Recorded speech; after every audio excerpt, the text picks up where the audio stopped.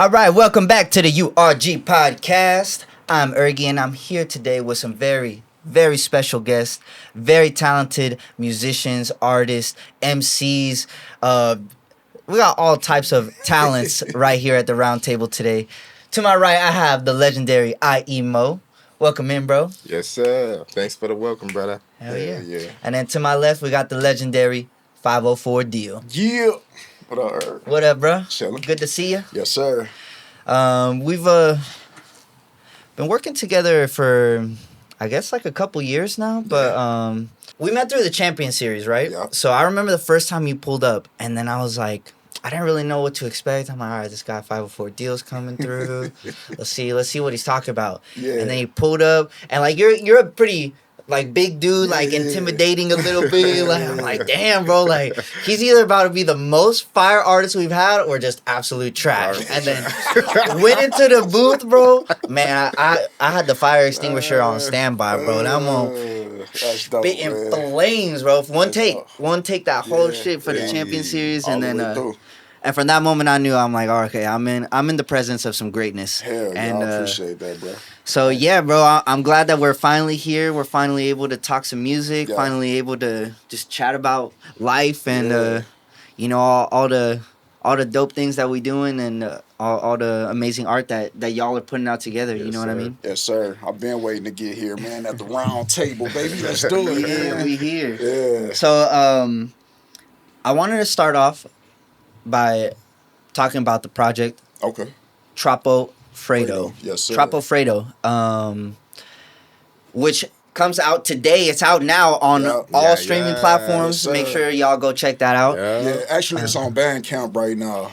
Yeah, it's on Bandcamp. Perfect. Yeah, Yeah. let's talk about that. So, what made you decide to drop the project on Bandcamp before the streaming platforms? Yeah, for sure. Yeah, me and Mo had talked about it. And I have a project. I've dropped a couple projects on the DSPs, but I wanted to try something different, man, where we can make a little bit of money to put back into the projects. Like I ain't trying to make no money to go buy a chain or a car or no shit like that, but to pour it back into the project. So I figured like Bandcamp would be the best platform to, you know what I'm saying, put it on and, make a little change off of it. Hell yeah. So, I mean, maybe there's some people out there that aren't familiar with Bandcamp, but it's essentially just another streaming platform, Right. but where you can basically pay for the project. You don't have to, but you can. It's optional, right? Or is it mandatory, or is it? No, I think after so many plays, they make it to where if you want to download or continue listening to the album, you got to pay the fee for it. Yeah. Yeah, so it's. I remember I've downloaded Bandcamp because there was like some producers, some like underground artists that I was fucking with that was putting their shit out there, and yeah, you gotta support your artists, man. Yeah. Like you'll find. I remember back in the day when you used to find like some underground artists, and it's like, fuck, bro, like this motherfucker's cold, you know what I mean? And it wasn't the person on the radio, it wasn't the person with all the hype. It was just like, oh, this motherfucker really got some cold shit. So, yeah, make sure to go check that out on Bandcamp. That's when the mixtape era was popping. Yeah. Everybody was doing mixtapes. Yeah. This project kind of gave me a vibe of like that style of Vintage vibe, man. That feel to it, Let's talk a little bit about the production of that album. So I was looking at it, and it was produced by Black God 9. Yeah. Okay, cool. Yeah. So tell me a little bit about that. How did you guys get connected with him, and kind of how did that process go about? Yeah, for sure. Yeah, we met. I think it was like a producer. It was like a producer artist showcase or whatever, and we performed. They performed. Him and his homeboy, brought the tracks through, and it was like I guess showcase they beats or whatever. Producer set. Yeah, producer set. There we go. And we was outside, just kicking it, shooting the shit, interacting with different artists or whatever, and we exchanged information. He hit me up on Instagram, I guess, like from seeing some of the freestyles I do on Instagram. He hit me up, and I was like, I got some beats for you, bro, and shot the beats over, and he kept sending them through. He must have sent like probably 15, 20 beats, and we came up with these 6, and we decided to do an EP. Dang. Yeah. So it was sending files back and forth, and did you write to more than the Yeah, 6, yeah. and then you just selected Yeah, I the best, did. the cream of the crop? Yes, sir. Okay, that's dope. So what was your initial reaction when you first like heard some of those beats that kind of inspired you? Yeah, man, it was crazy, bro, because it wasn't really like my style of beat, you know what I'm saying? It wasn't something that I'd have, picked out of 100 beats or whatever, but it was something different. It got me outside the box, so that was my initial reaction to it. Yeah, they was more up my lane. Yeah, You know what I'm saying? a little more laid back. Yeah. Yeah, this Yeah, but he did his thing, man. Yeah, he killed it. He did his thing on them tracks, man. Shout out Crazy. to Black Guy, man. Yes, He did his sir. thing. shout out to him. Yeah. So yeah, it was very different than the last project I heard by you was the I Took the Stairs Yeah. project, and the production on that one I felt was a lot more like beat heavy, a lot more drum heavy, and I felt like this one was a lot more focused on the lyrics and the bars. Yeah. Like it was a That's lot it. more That was samples it. and Yeah, hit it on was the that the nose. intention? Yeah, that was it, bro. You hit it right on the head, man. That's what I was focused on, because I wanted people to really know, like, I do this shit for real. Like, I'm a real lyricist. I really take my time to perfect my craft. It's something I work on every day, countless hours of putting in, work and working on the penmanship and the craftsmanship of, my art, bro. So I wanted people to really grasp that and take that away from the project, bro. And the other part of it was like we not in the lane. You know what I'm saying? Don't box us. Don't try to box him. You know what I'm saying? It's like whatever comes our way, we can get on it. You know what I'm saying? And I like how he complimented those tracks. You know what I'm saying? Compared to the I Took the Stairs. You know what I'm saying? It's two different vibes of Deal. You know what I'm saying? Yeah. And all of them are facts. You know what I'm saying? He didn't sugarcoat nothing. He kept it 100. You know what I'm saying? So, man, I appreciate that, brother. Yeah, that's the It's art a- of hip hop right there. bro. Yeah, like that's. I mean, I'm a Mexican. I was born in Mexico, but I grew up out here, and my family didn't really know any hip hop. So all the hip hop that I fell in love with was stuff that I found, and just like that. When I listened to this project, it reminded me of all those things of why I fell in love with hip hop. You know what I mean? Dope, like, man. like That's just dope, bro. That's dope. just some real shit, like relatable, but still like you still have that I don't know how to describe what I'm trying to say. Like it's relatable, but it's still bigger than life. Yeah, You know what I mean? wow. Like, and that's some real hip hop shit. Like I don't think there's any other genre that can really make you feel like that Yeah. aside from when did you guys like fall in love with hip hop and that specific side of things? I'll ask you, Mo. When did you first get introduced to hip hop, or like what made you fall in love with this Dang, art? the first introduction, it was gangster rap. You know what I'm saying? I'm on the West Coast, you know what I'm saying? So it was on some, Doggy Pound, you know what I'm saying? Death Row type shit. So yeah, that was like my introduction, and you kind of like forced to fall in love with it because that's all you hearing. You know what I'm saying? You like, damn. And then you dip out. I turned 12, and start hearing East Coast music. You know what I'm saying? So I'm falling in love with both of them. You know what I'm saying? So yeah, my first falling, I was 6 years old. Shit. You know what I'm saying? Just listening to hip hop with my family playing this shit. You know what I'm saying? But yeah. And what about you, Deal? When did you kind of fall in love with hip hop? Probably mid 90s, like that Tupac, Biggie, No Limit, Cash Money era, like, that run from the, like the mid 90s to like the early 2000s, that 50 Cent Get Rich or Die Trying. So I fell in love with it probably like mid 90s, bro. And I've been loving hip hop ever since, man. It's one of my first loves, bro. Yeah. Yeah, man. It feels good to talk about hip hop. You know what I mean? Because it's like, I feel like the game has changed so much that like, it almost got to it feels like it's at a point where people don't really care about where it came from. You know what I mean? And like the passion for it is less than what it used to be. I had a conversation with the homie. He was like, would I still be rapping if money wasn't involved? It's not like I'm getting paid now. You know what I'm saying? So I'm rapping for free now. But the goal is to make money, right, out of music. And I'm like, yeah, bro, if money wasn't involved, I would still rap. Right. Yeah. But just think about if money wasn't involved, all these cats that's rapping right now, mainstream, would they still be rapping? Yeah. You know what I'm saying? Just for the love of it. Just for the love of hip hop. Yeah.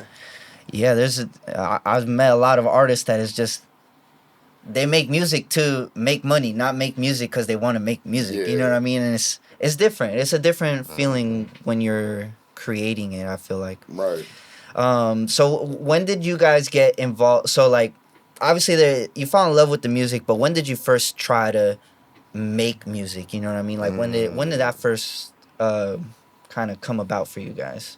For me, it was with my cousin, man. I think I was probably like 8, 9 years old, man. I'm showing my age, but it was in like that crisscross era. You know what I'm saying? The baggy jeans when they wore them backwards and shit. Yeah, and like that was my first attempt, like the karaoke machine in front of my family, like rapping. You know what I'm saying? Actually trying to write a verse. He taught me how to write a 16 real young, and yup. That's it right there. Yeah, that's when I first started like actually trying to perform and like, you know, write verses and shit. Yeah. Right. Yeah. Well, what about you, Mo? When did you first start to, you know, try to create some music? In high school, everybody used to freestyle. I wasn't like, I would be thinking in my head, getting, you know what I'm saying, but I could never freestyle. You know what I'm saying? That wasn't happening. But yeah, to actually sit down and start writing, my boy Swerve, he was doing his music shit. You know what I'm saying? Shout out to Swerve. Man. Yeah, he was doing his music thing. You know what I'm saying? We had just linked back up, and he had spit a verse. I'm like, damn. You know what I'm saying? I'm like, shit. You know what I'm saying? And he pumping me up to spit. Like, go, Mo. Spit that. He know I'm not about to spit, but he joking about the shit. So I'm, in my head, that's a challenge. You know what I'm saying? I'm like, okay, hold on. I love music. Yeah, let me pen some shit real quick. I penned some shit for him.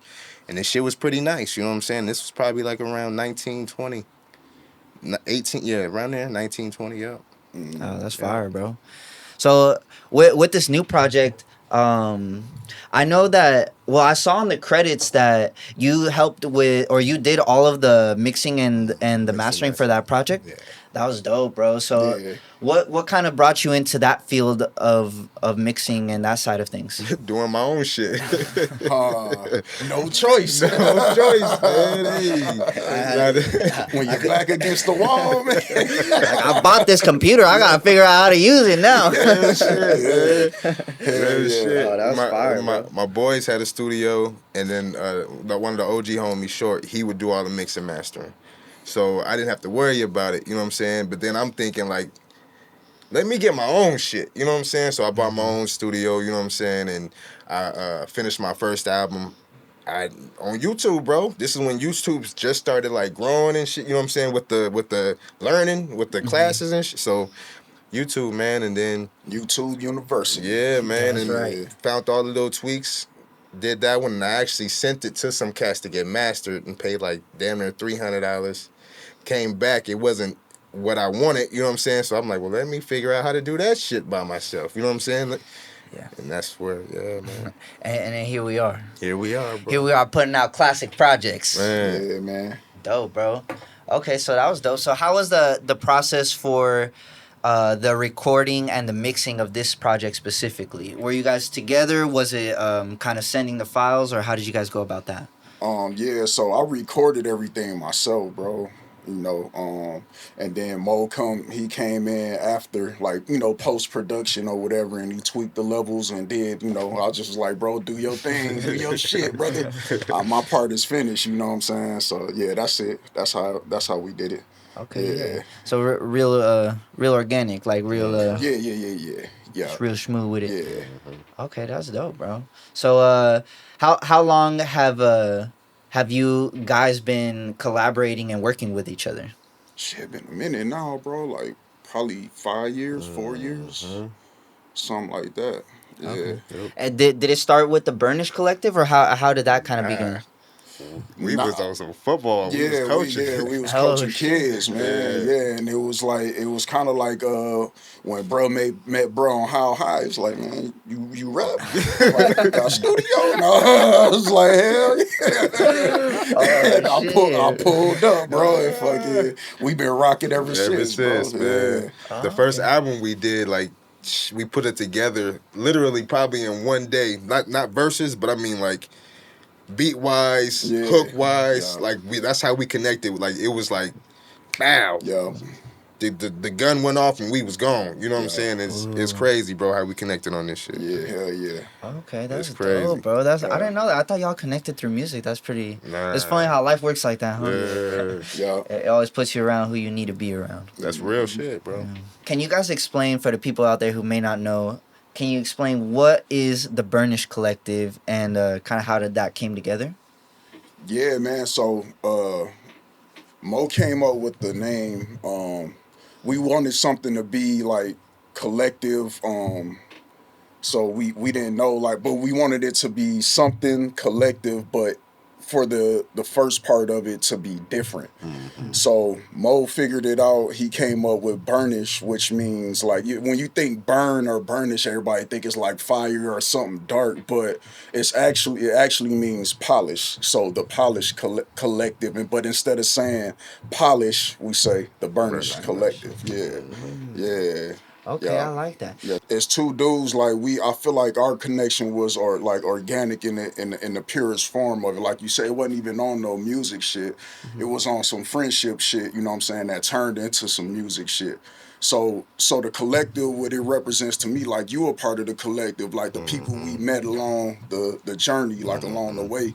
You know what I'm saying? It's inclusive. Like the Burnish Collective is like you got our merch on right now. You know what I'm saying? Bro, we rap. The Troppo Freddo merch on. You know, and it was you was like, man, I'm gonna throw it on right now, and it was an organic connection. So I think. You know, when you think of the Burnish Collective, you think of a polished collective, but also like the organic relationships that we built, the organic subject matter of what we talk about in our songs. You know what I'm saying? It's all a collective, a polished collective. And a part of it is, too, we've been doing this shit for a while, man. You know what I'm saying? So we polished artists and you know, moving around. We not just no rookies with this shit. Mm-hmm. Okay, yeah, that's fire, bro.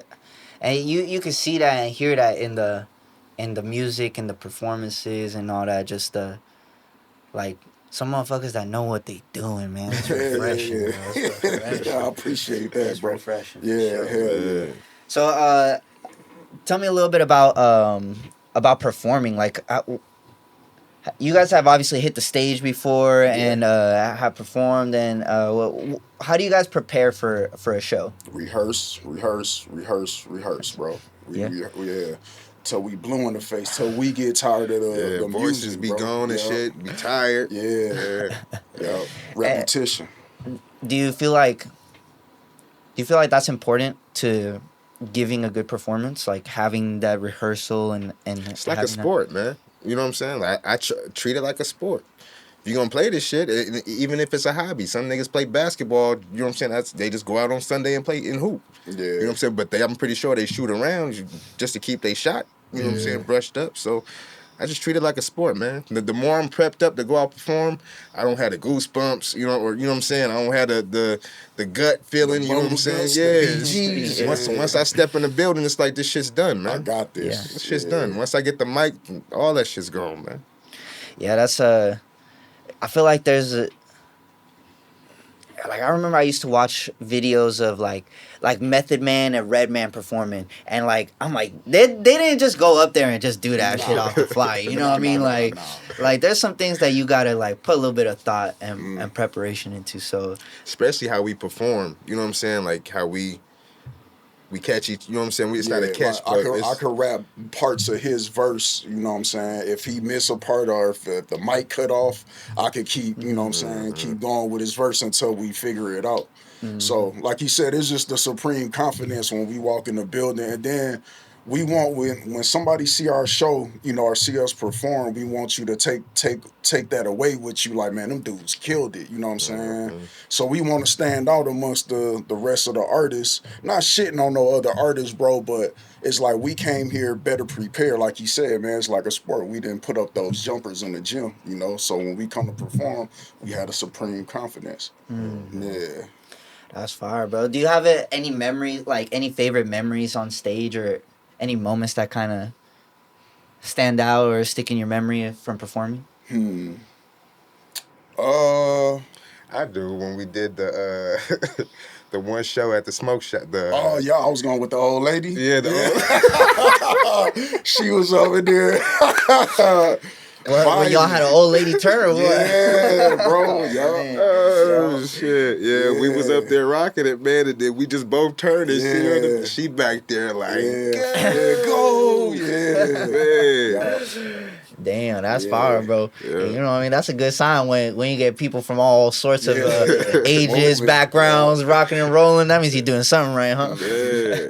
Yes, sir. That's funny. What's that feeling like when you see the crowd is like rocking with you? Man, that day was a good feeling. Yeah. It was a good feeling. Like I had no care in the world, bro. Like she made my day. She made my day. She was back there dancing, grooving, and I couldn't help. Like I think we both like chuckled, but you know what I'm saying. We kept it together, but it was like those moments. You know what I'm saying? Like you said, those moments. Yeah, when you can make somebody dance to your shit. Yeah, man, I'm fucking with you. That's a fire feeling. Like I know there's probably a lot of artists out there. Like maybe there's some artists that are just starting out or whatnot that maybe haven't even performed at all. But like once you get to that point of like, oh yeah, I'm actually connecting with people and I know how to connect with a crowd. It's a different feeling. Yeah, it is. Okay, cool. I want to talk more about this project because I was absolutely amazed by it. Damn, I appreciate that, man. Well, so throughout the project there was a lot of kind of quotes, and I don't know if it came from movies or just clips or interviews or whatever, but kind of to transition between the songs. Was that something that you guys added in there? Was that something that was sent with the production, or kind of? Can you explain a little bit about that? Yeah, Black Guy sent. I think I did one. I think it was on. What song was it on?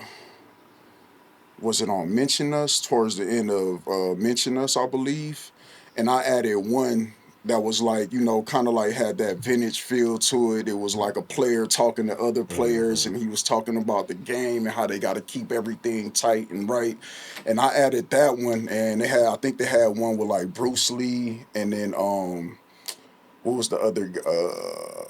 Iceberg Slim was another one of them, and Black Guy added those in. So so it was a mixture of both of us. Was that added after, like in the more post-production side of it, or was that like that was because it felt intentional, like those quotes. I just wanted to, like, I guess both of us was on the same page of like making it cohesive, you know what I'm saying? Like, you know, in between tracks, you know, having some interludes, but also the same type of feel between the interludes between the tracks to create the feel between the tracks and the interludes, you know what I'm saying? Create that vintage feel to it. Yeah. There was the one after the first track. That one was really fucking good. I think it was talking about something like the Bruce Lee. Yeah. That was the Bruce Lee one. Yeah, where he's like, oh, when you battle the enemy, you don't get like, you just get ready. Like you don't get nervous, you get ready, and it's like, and I feel like that's I don't know. It started off. Yeah, bro, because that's what it feels like. It don't feel tense. It don't feel like exerting energy. It feels like flowing. You know what I mean? Like it's like flowing with it, like, but flowing in a powerful way. You know what I mean? Not like a nonchalant way, like in a powerful way. But okay, that's cool. Because I was curious about that. Because when I was listening to the project, I was like, now these quotes feel like this. Somebody picked these and somebody put these here for a reason. You know what I mean? I was for sure a Black Guy on majority of it, and some of it was post, like he sent them to me after to plug in, and then some of them he sent the tracks with those. You know what I'm saying? Like I guess it's like his. I wish he was here, man, so he could explain it, but I think it's like his signature style, because a lot of the tracks that he did send me, some of them I didn't use, but a lot of them had like vintage quotes like that. Yeah, bro. Yeah, from back in the day. That's pretty cool. Mm-hmm.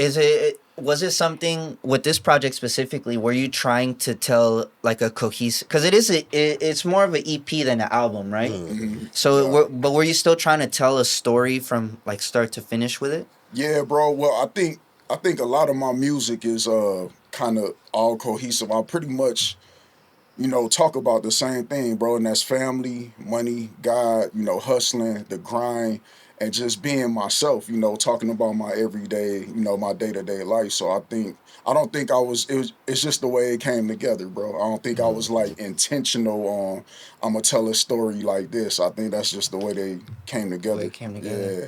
That's dope, bro. Yeah, because it felt to me very, how do I say this?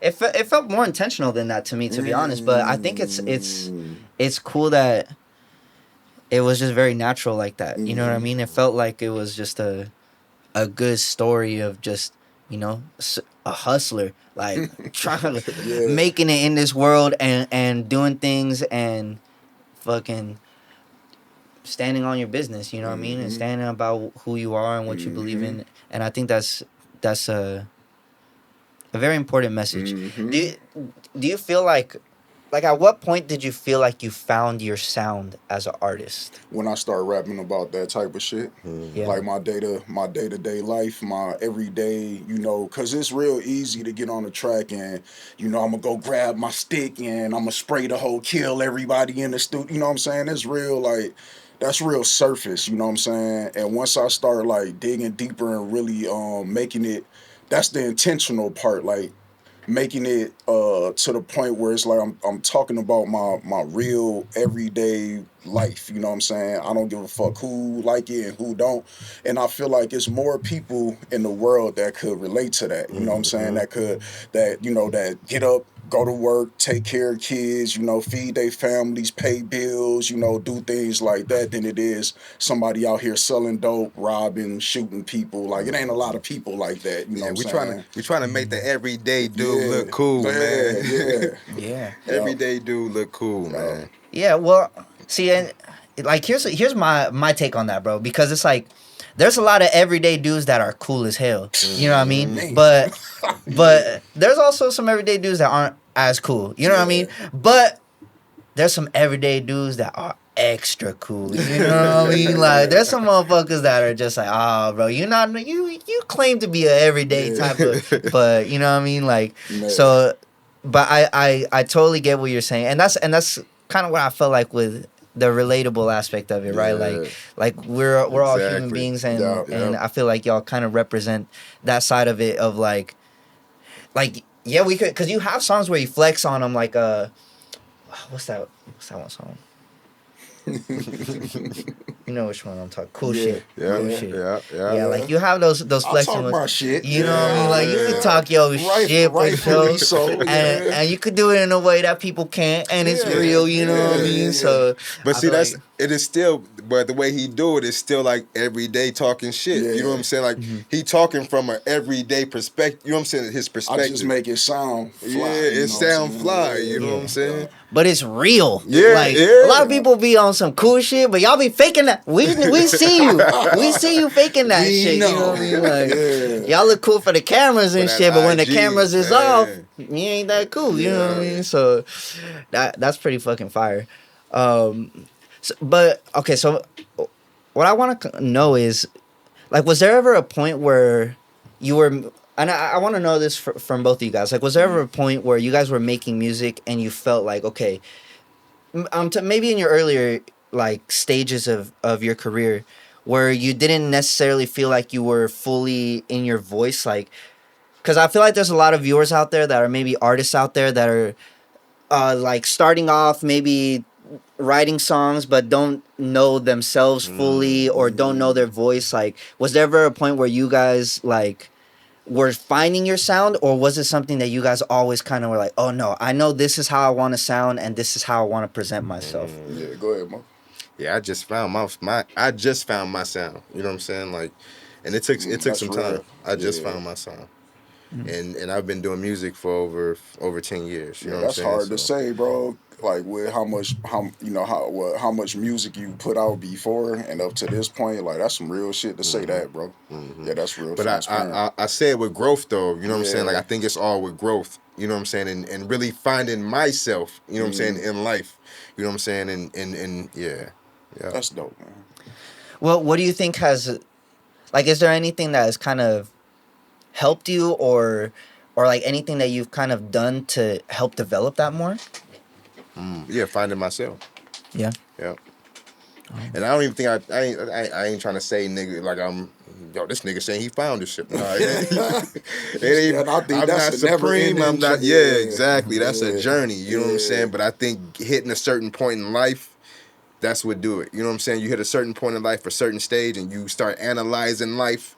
You know what I'm saying? Mm-hmm. And yeah, bro, and analyzing my music career, analyzing my sound. I talked to Deal. We had conversations, done surveys back then on my old music, and didn't even listen to what people were saying. They're telling me.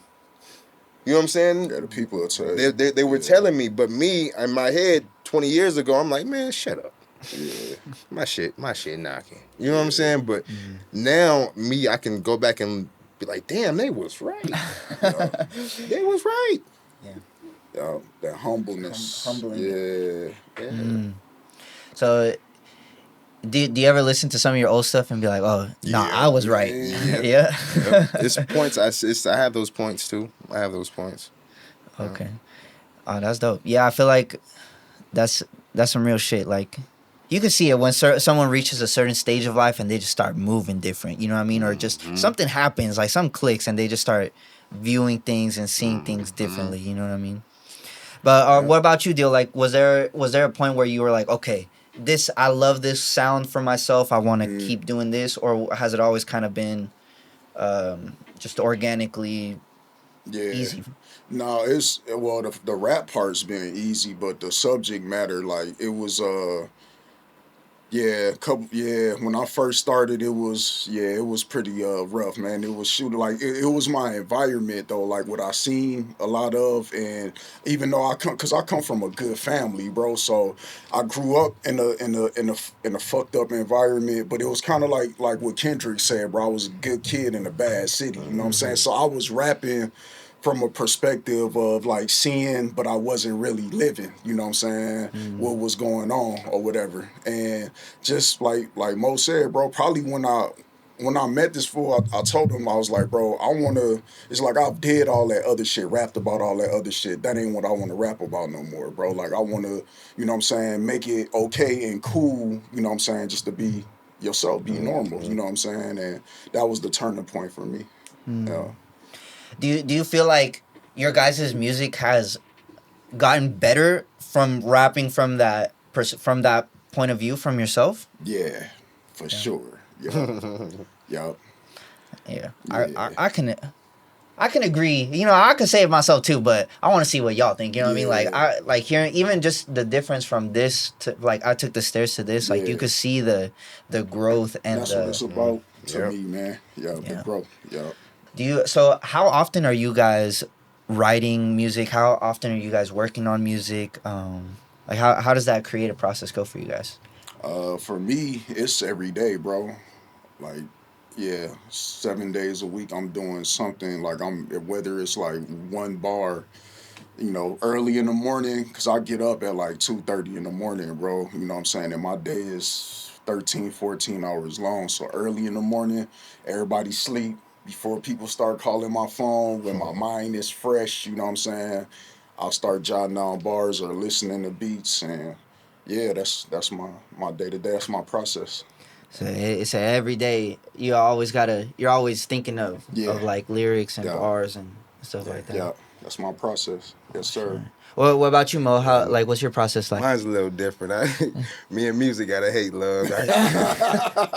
I be hating that bitch and loving that bitch, man. I'm the same way. Like I finished the project, you know what I'm saying, and like I'm done with the bitch. You know what I'm saying? It's like I need space to breathe now. You know what I'm saying? So, but when I'm on, you know what I'm saying? When it's album time, I'm on every day, surfing through beats. You know what I'm saying? I'm on. But once I finish that project, I'm done, bitch. I need a vacation. I'll holler at you. I'll holler at you in a couple of weeks. You know what I'm saying? But that's how I am with it. Like right now, it's an on and off because the album's been done for about like a month and a half now. So now it's like I'm just dipping back in, going through beats and shit. So. When you say the album, you're not talking about this one, right? No, you're talking about my your album, project. That can we talk about a little bit? Yeah. Do we have like any idea when it's gonna come out or? I'm looking probably first quarter. Next 2026. Okay, y'all heard it. You have a name for the project or anything like that? I'm thinking. Drop that shit. It's okay. So we can keep it exclusive. You know, I mean, no pressure. This is actually good because it's actually gonna be like, now, nigga, you gotta drop it. Yeah, come on, like, bro. You didn't said it, now you gotta drop it. So it's the name was gonna be Death of My Ego though. Death of My Ego. That shit's tough, Ooh. man. Ooh. That's what I said. I was like, damn. Death of My Ego. All right. Yeah. All right, cool. I'm excited to hear that. I'm sure Yeah, the world looking gonna out, be brother. excited for that Music too. You know. is, it tied right into it, bro. That shit's tough. That's fire. Yeah, it's tough. So, all right, I love hearing about people's creative process because I feel like that's the most beautiful thing about art and music is that it's the most freeing thing. There's no rules. Like, you can create however the fuck you want. Like, you can do whatever the fuck you want to do in music, and that's why I love it so much. But that's why I also love hearing everybody's creative process because I feel like it's always different. You know what I mean?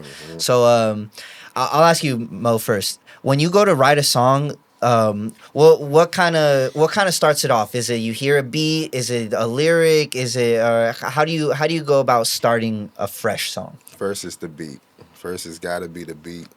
If it don't, I used to just hop on shit that, you know what I'm saying, that was a little catchy, you know what I'm saying, that made me bounce a little bit.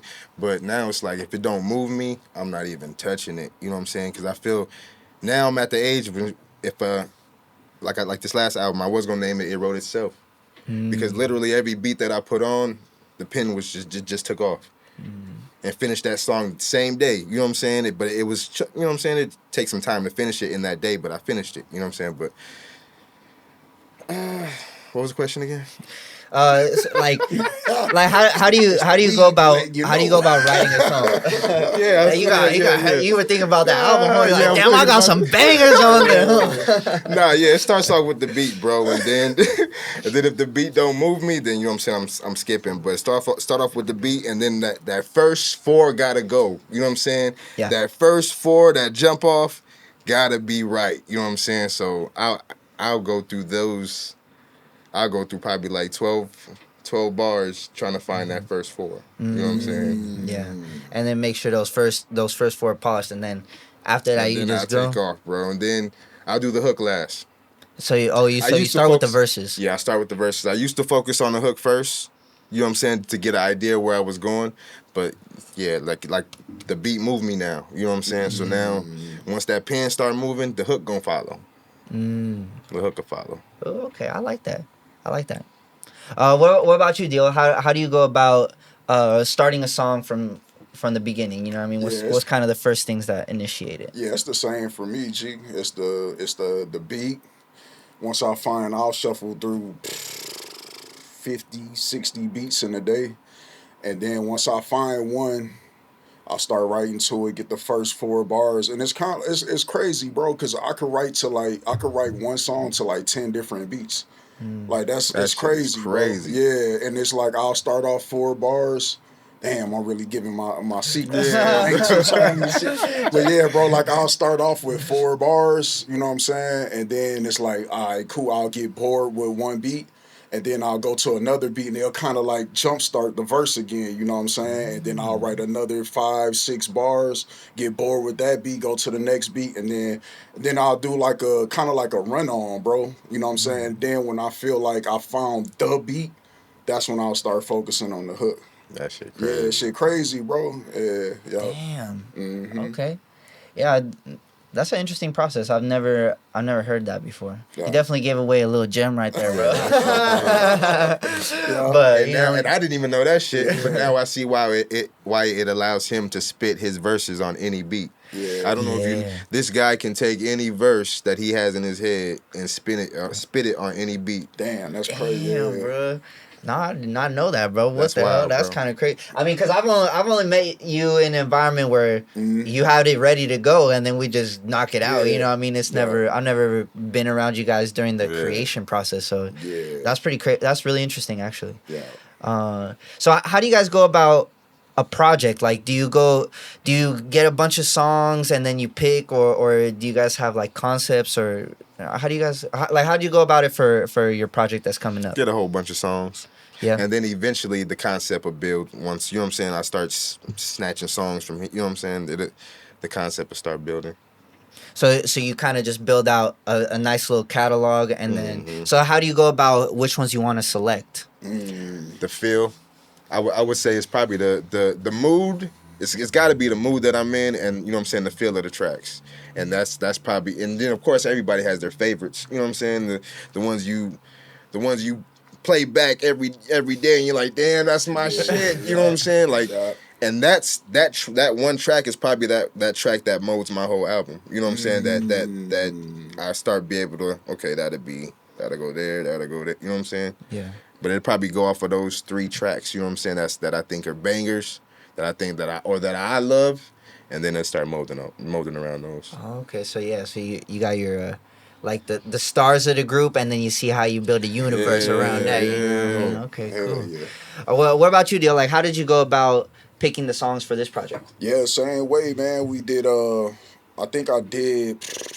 Oh yeah, shit. We was listening all day. Yeah. I think that's for the next project. And for this one, I think I did. I want to say, because I don't want to lie to you, man. I think I did like 8 songs, I think, or 9 songs. And then we had already made the decision, like, it's going to be an EP, just something like short, you know, and straight to the point. And then, you know, once I got like 6 songs I felt comfortable with, then it was like, all right, cool, let's start kind of shaping it and, you know, building around it. And that's how it happened, just like that. Okay. Yeah.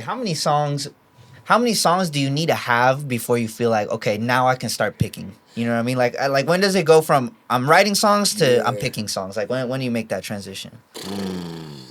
I don't know, bro. That's crazy. That's a crazy. Good question. Because I don't even realize it. Yeah. It's just, I guess it's a feeling, bro. Like, all right, it's time. You know what I'm saying?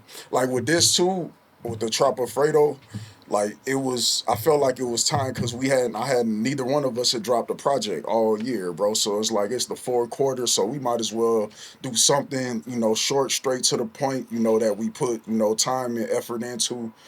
Get the people that way we roll into the 1st quarter, you know what I'm saying? And then Mo could come with his, and then I hit him with mine, and then we just keep the ball rolling from there. But we had to do something, and it was the perfect, like, Black Guy hit me up. It was the perfect time. It was perfect timing, bro. Yeah. So it just was a feeling. Yeah.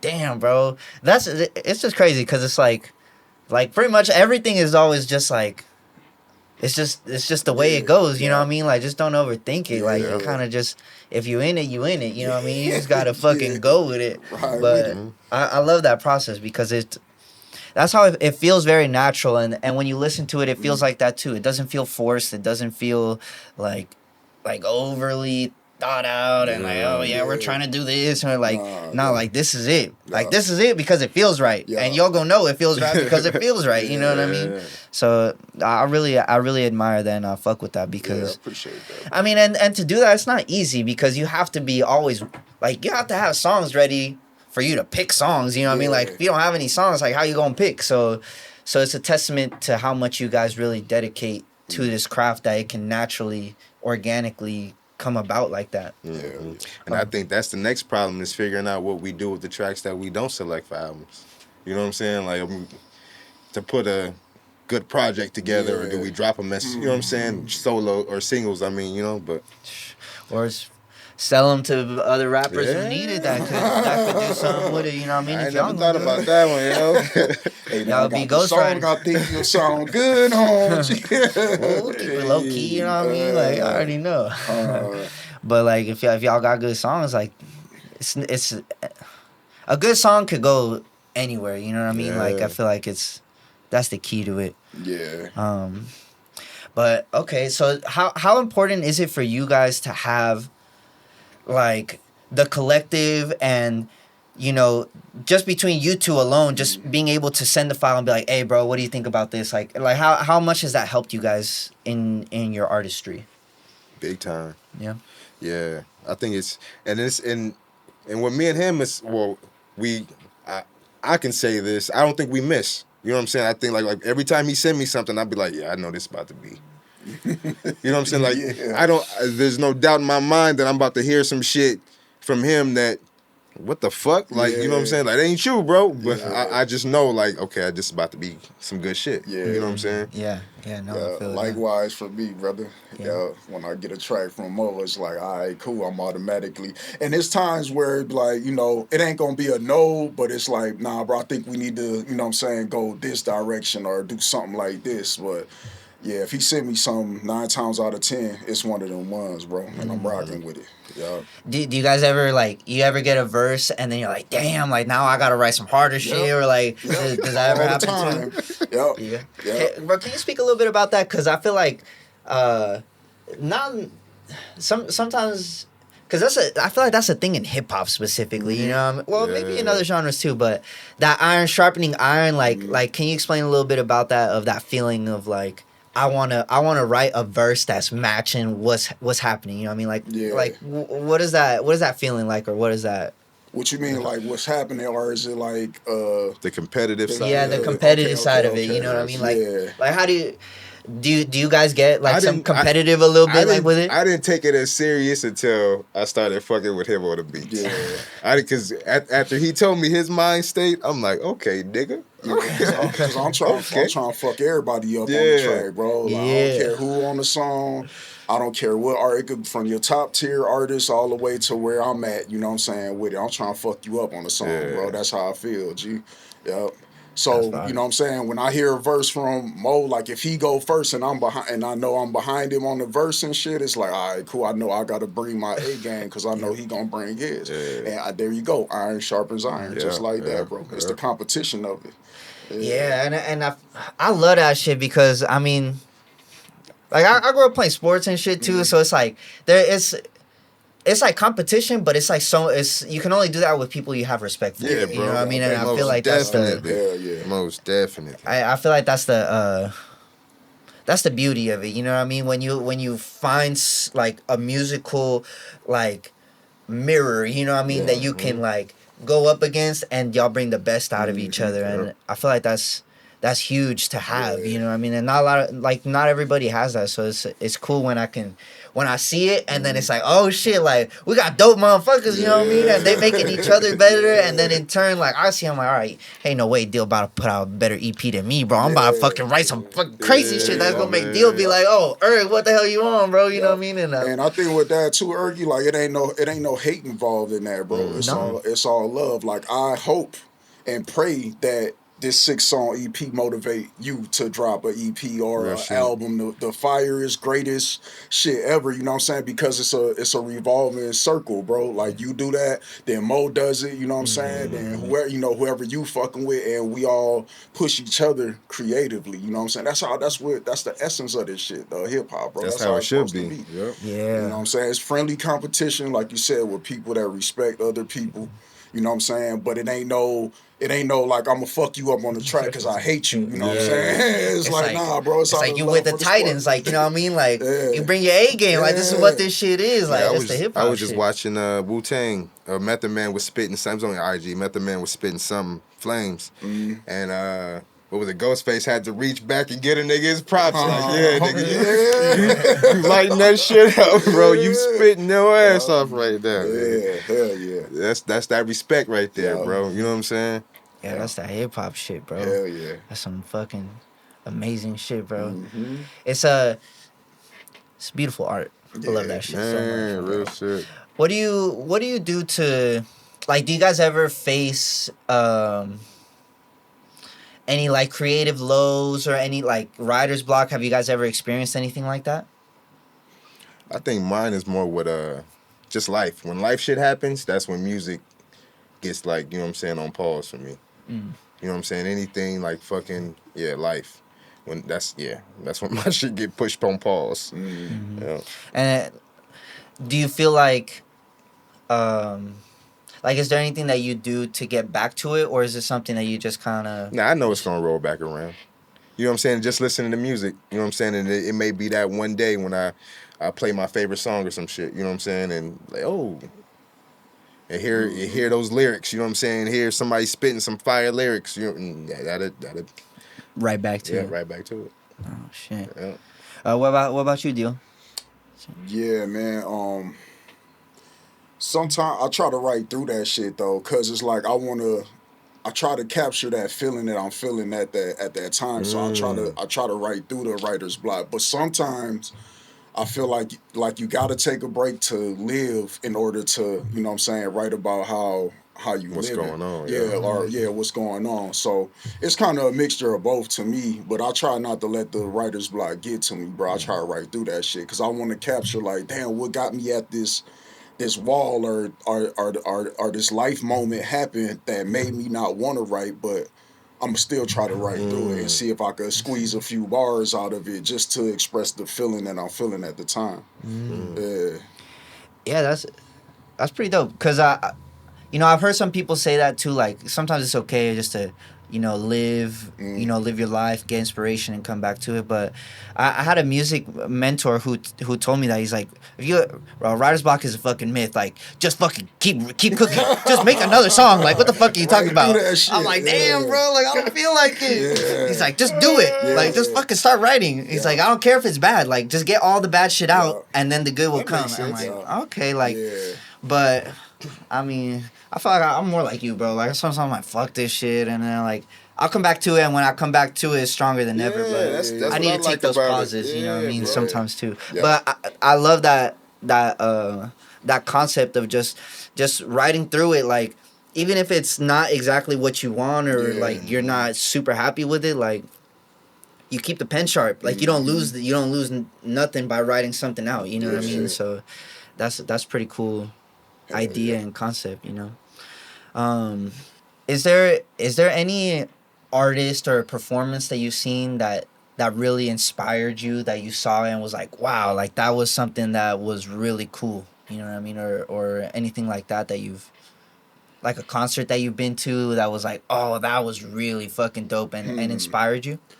You know what? For me, bro, that's trippy because I was never a fan of this dude. I went to a Lupe Fiasco concert, like on some mistake type shit. Like my brother had some tickets, and that was like my Gucci Man, Young Jeezy, like trap music. So I wasn't listening to the guy that was talking about kicking and pushing on the skateboard. You know what I'm saying?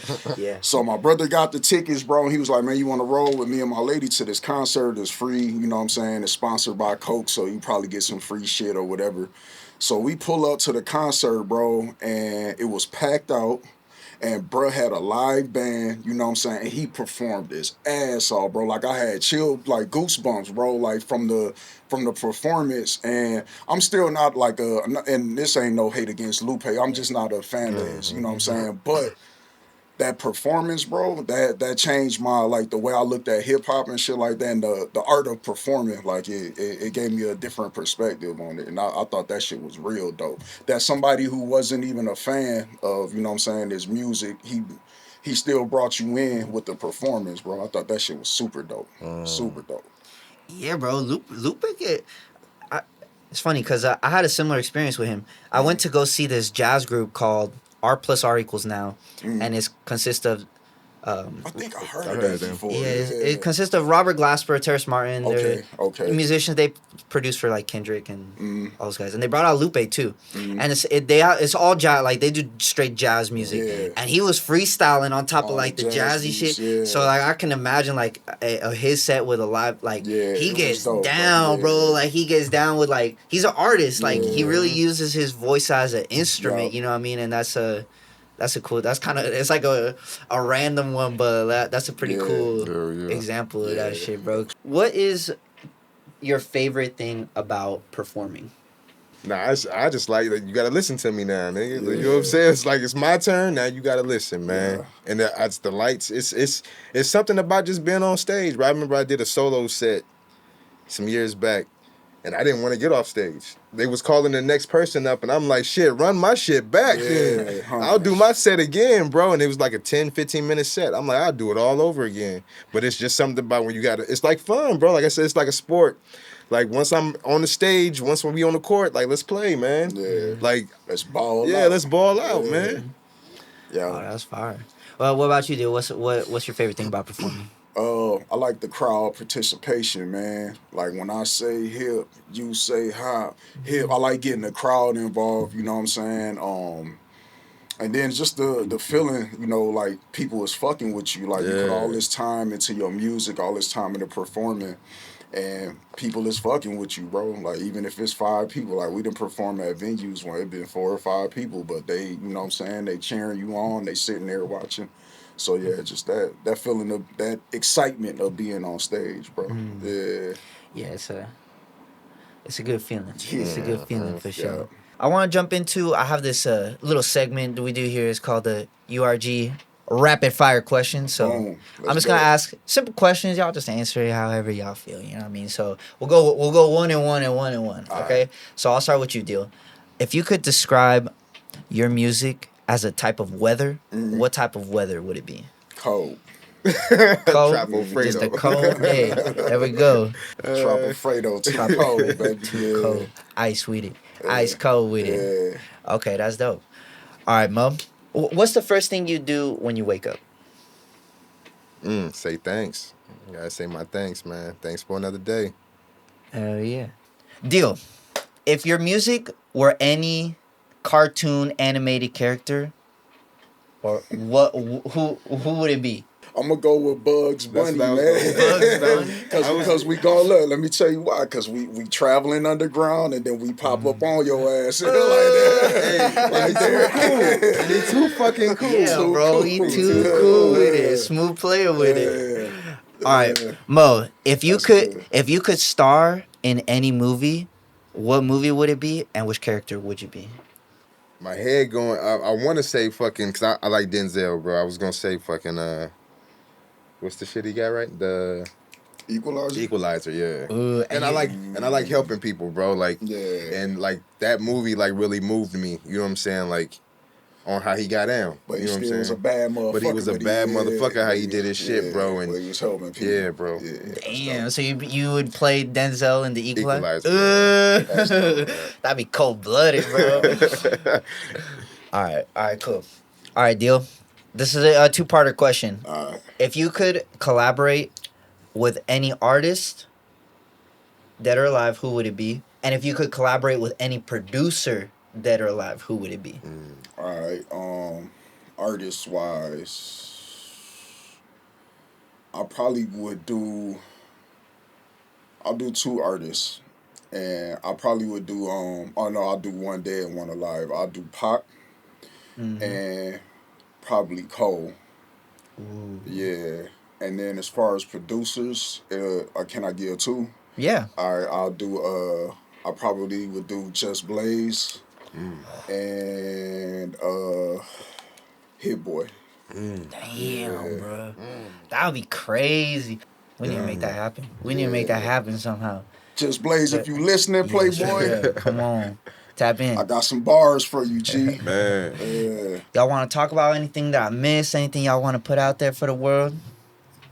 Yeah, I want to. I just want to say, like, with me asking people to pay for the album, it's not to like, it's not. I don't do this thing for money. Like I'm not doing this to, make. I eventually at some point, but like at this point in my career, like I'm asking for like I want to do something called a 4-quarter campaign. All I'm asking for is $1 to download the album. You know what I'm saying? That's the change in your couch, the shit that been sitting in your cup holder for 3 months. You know what I'm saying? It's $1 to download the album, and everything that you contribute to the album is gonna go right back into the music.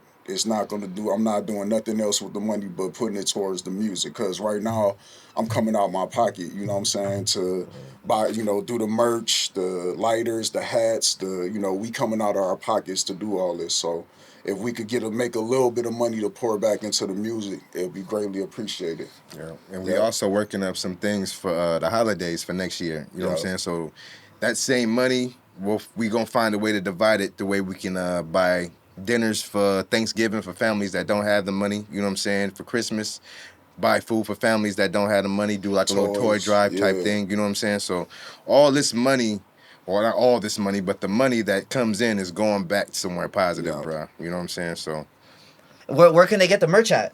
I'm gonna put it on Bandcamp. I'm gonna put Okay. the merch on Bandcamp. I'll probably do something like where if you spend more than $1, like if you spend $10, I'll send you some merch. I'll send you a hat. And if you see me out and about, man, you see me in public, you see me at a show, I'm gonna have something for you. I'm gonna have a lighter for you where you can scan the QR code and it'll take you straight to Bandcamp to the album. You know, and eventually I'll put it on the DSPs and we'll move it like that. But it's Troppo Freddo. It means too cold. And I tell you, black guy we kind of 50-50'd on he was like, man, your shit is too cold, but it has depth. You know what I'm saying? And I was like, all right, cool. We gonna take this name, Too Cold. But I just didn't want to flat out call it Too Cold. So we came up with Troppo Freddo. And that's the album, Playboy. Yeah. Hell yeah. Yeah. Make sure to go support. Make sure to go buy it. Go spend some money on it. Whatever it is, $1. You got $5. Yeah, I know you could spend a $5 on the project, and it's worth it. Like, it's not fucking. This is fucking quality music, quality artists, quality people that you're gonna be supporting. You know what I mean? So, and go listen to it. You know what I mean? Even if you can't support it, at least go check it out. Go listen to it. Yeah. Maybe it'll help you with your day. It'll put a smile on your face, inspire you to go get some money, go fucking do That's something, what go it be is yourself. gonna Like, yeah, for sure. Huh? Definitely what gonna it is go inspire you to get some money, man. Yeah, man. Thank you guys for I for appreciate pulling you. up. I want to say this too, bro, before we wrap it up, man. Like, I appreciate the URG Podcast, like everything, the Red Room series, bro. I appreciate you, Ricky, Kels, Joanne, Midnight Santana, like y'all whole little crew for embracing us, bro, and welcoming us into, you know, what y'all got going on, bro. So shout out to you, bro, to the URG Podcast, man. We appreciate y'all, man. Yes, Thank sir. you. Love, bro. Yeah, Love, man. yeah. I love having a platform and love sharing this platform with dope individuals like y'all. You already know y'all are welcome. Yeah. Anything we doing, like whatever we got going on. Yeah.